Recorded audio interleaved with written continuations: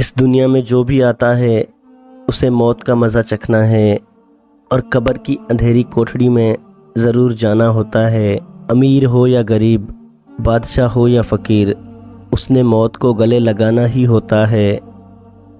حضرت محمد صلی اللہ علیہ وآلہ وسلم نے فرمایا، جب انسان کی روح نکلنے کا وقت ہوتا ہے تو اللہ پاک اس کی طرف 5 فرشتے بھیجتا ہے۔ پہلا فرشتہ اس کے پاس اس وقت آتا ہے جب اس کی روح حلق تک پہنچتی ہے۔ وہ فرشتہ اسے پکار کر کہتا ہے، اے انسان، تیرا طاقتور بدن کہاں گیا؟ آج یہ کتنا کمزور ہے۔ تیری تیز زبان کہاں گئی؟ آج یہ کتنی خاموش ہے۔ تیرے گھر والے، عزیز و اقارب کہاں گئے؟ تجھے کس نے تنہا کر دیا؟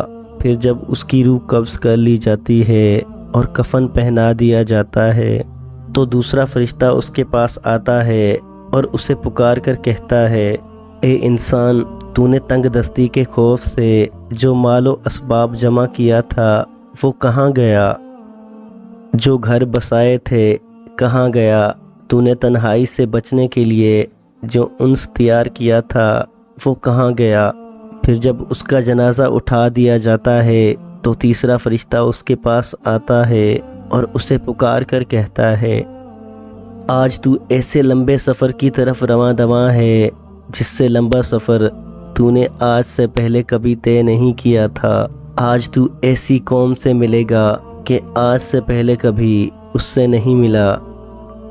آج تجھے ایسے تنگ مکان میں داخل کیا جائے گا کہ آج سے پہلے کبھی ایسی تنگ جگہ میں داخل نہ ہوا تھا۔ اگر تو اللہ پاک کی رضا پانے میں کامیاب ہو گیا تو تیری یہ خوش بختی ہے، اور اگر اللہ پاک تجھ سے ناراض ہوا تو یہ تیری بدبختی ہے۔ پھر جب اسے قبر میں اتار دیا جاتا ہے تو چوتھا فرشتہ اس کے پاس آتا ہے اور اسے پکار کر کہتا ہے، اے انسان، کل تک تو زمین کی پیٹھ پر چلتا تھا اور آج تو اس کے اندر لیٹا ہوا ہے۔ کل تک تو اس کی پیٹھ پر ہنستا تھا اور آج تو اس کے اندر رو رہا ہے۔ کل تک تو اس کی پیٹھ پر گناہ کرتا تھا اور آج تو اس کے اندر شرمندہ ہے۔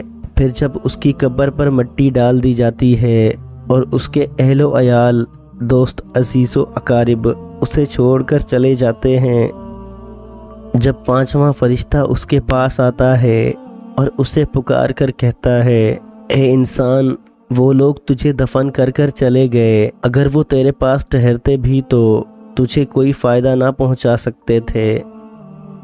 تو نے مال جمع کیا اور اسے غیروں کے لیے چھوڑ دیا۔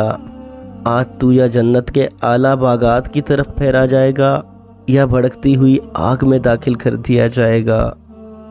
میرے پیارے بھائیوں اور دوستو، یہ زندگی بڑی مختصر ہے، اس کا کوئی بھی پتہ نہیں کب ختم ہو جائے، کس وقت اور کہاں سے موت آ جائے۔ موت تو ضرور آنی ہے۔ موت نے سکندر اعظم کو بھی نہ بخشا۔ غرور کرنے والے فرعون جیسے لاکھوں مٹی کے ڈھیر بن گئے، وہ عالی شان محل اب بس ویران کھنڈر ہیں۔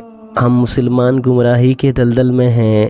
اس دنیا میں ہمارا آنے کا مقصد ہے کہ ہم اللہ پاک کی عبادت کریں، نیک اعمال کریں، اچھے کام کریں، نہ کہ ہم اپنی زندگی کو گناہوں میں گزار دیں۔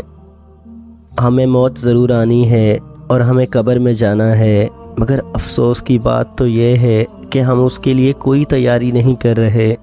ہمارے پاس ساتھ لے جانے کے لیے کچھ بھی نہیں ہے، لیکن ہمارے پاس وقت ہے اپنے اعمال کو بہتر بنانے کا۔ تو ہمیں چاہیے کہ ہم اس دنیا میں نیکی کریں، اپنی زندگی اس راستے پر ڈال دیں جس کا ہمارے پیارے نبی پاک صلی اللہ علیہ وآلہ وسلم نے بتایا ہے، جس پر اللہ پاک کی رضا اور قرب ملے گا، دنیا و آخرت سنور جائے گی۔ اللہ پاک ہم سب کو سمجھنے اور نیک اعمال کرنے کی توفیق عطا فرمائے۔